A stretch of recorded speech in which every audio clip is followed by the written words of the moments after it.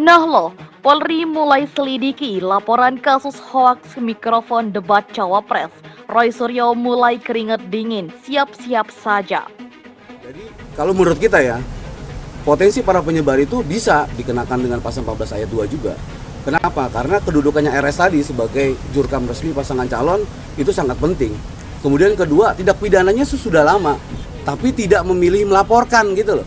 Tapi malah memilih mengupdate status atau kemudian melakukan siaran pers. Nah ini kan yang kemudian ada unsur kesengajaan gitu loh, ada unsur kesengajaan memang bukan mau melakukan penegakan hukum tapi ingin membentuk opini. Nah saya pikir ini juga bukan bagian yang kemudian harus didalami.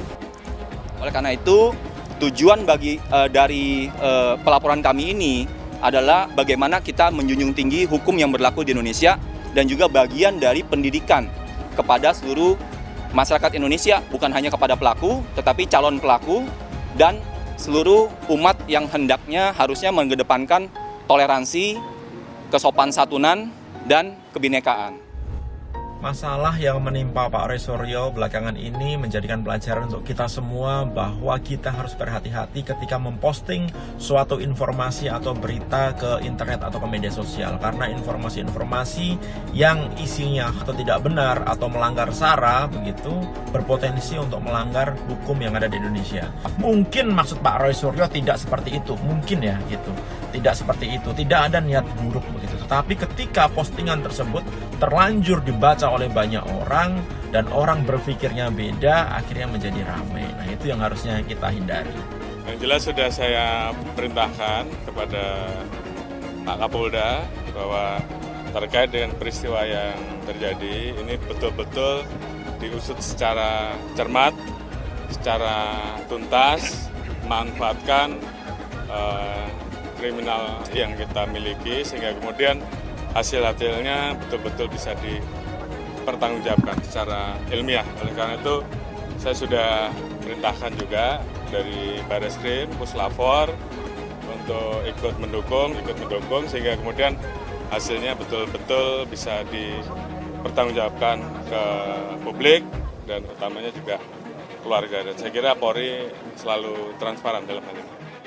Bareskrim Polri telah menerima laporan yang dilayangkan Cyber Indonesia terkait kasus penyebaran berita hoaks, tudingan kepada Cawapres nomor urut 2 Gibran Rakabuming soal penggunaan 3 mikrofon saat debat Cawapres.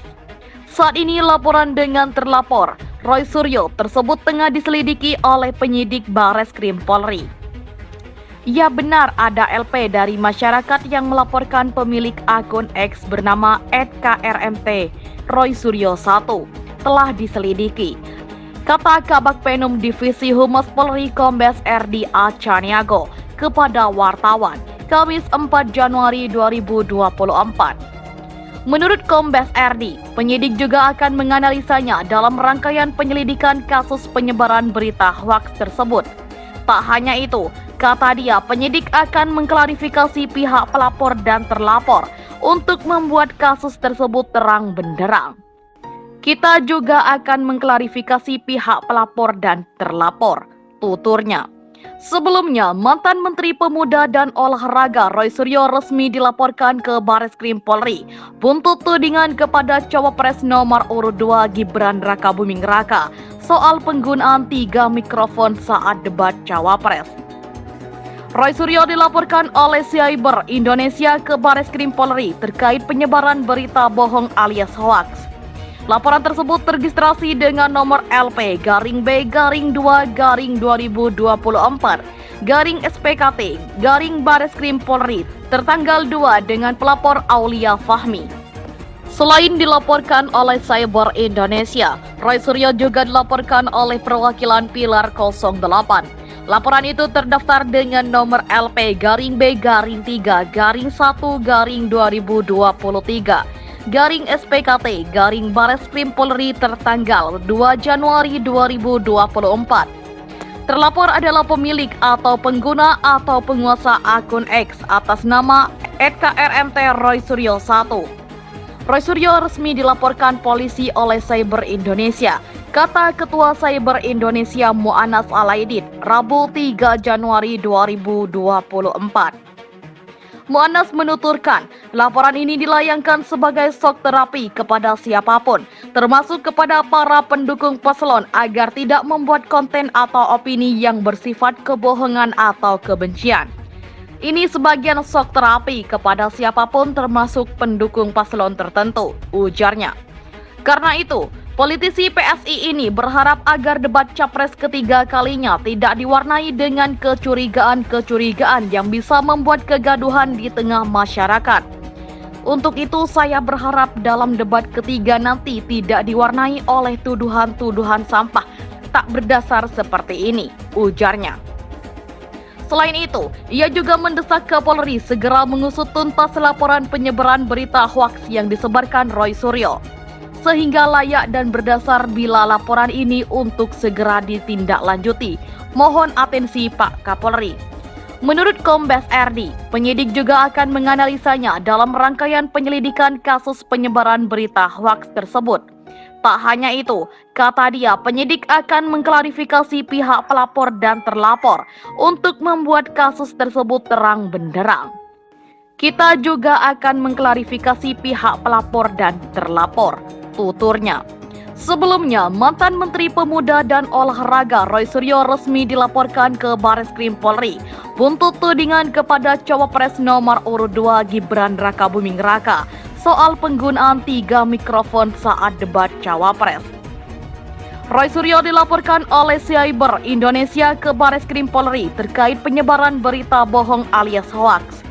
Laporan tersebut terregistrasi dengan nomor LP-B-2024-SPKT-Bareskrim Polri tertanggal 2 dengan pelapor Aulia Fahmi.